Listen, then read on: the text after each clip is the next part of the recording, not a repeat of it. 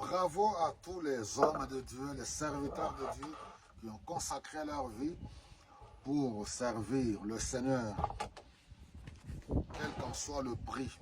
Nous devons prier les uns pour les autres. Nous devons prier pour les hommes de Dieu parce que cela est tellement important. On fait face à un combat spirituel. Alors, je suis en train de parler sur le leadership comme d'habitude. Avant d'aller plus loin sur le leadership de la manipulation, c'est pour cela qu'il faut donner un coup de chapeau aux vrais leaders, au leadership approprié à l'image de Jésus-Christ. Nous sommes dans 1 Pierre au chapitre 5, les 3 premiers versets. C'est Pierre qui écrit, lui-même ancien, il exhorte aux anciens de l'Église de paître les brebis du Seigneur. Alléluia. C'est quoi paître les brebis du Seigneur? Paître les brebis du Seigneur, c'est tout simplement les nourrir spirituellement avec la parole de Dieu. Donc un bon leader doit tout faire, doit se nourrir lui-même, doit développer une communion avec le Seigneur, doit s'équiper, se former, doit être compétent, être capable pour donner de la bonne nourriture. Pourquoi? Parce que les brebis doivent grandir. Les brebis doivent être en bonne santé, c'est-à-dire les fidèles, les âmes pour lesquelles le Seigneur a payé le prix à la croix. Paître les brebis du Seigneur, c'est les guider, les orienter, les encadrer.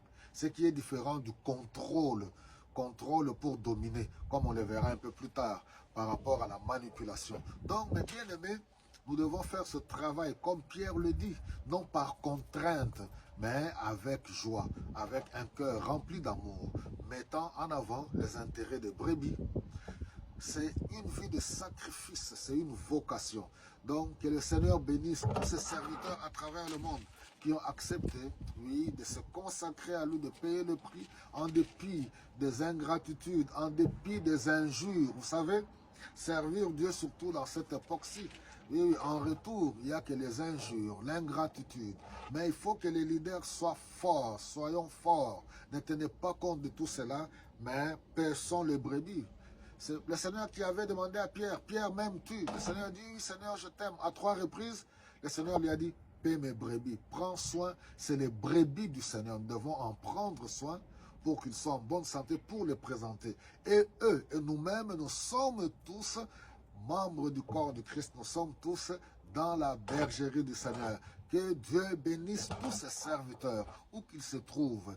Que le Seigneur les remplisse encore de son esprit, qu'il leur donne la force, ceux qui traversent des moments difficiles, des combats, que le Seigneur vienne à leur secours. Soyons remplis du Saint-Esprit de Dieu.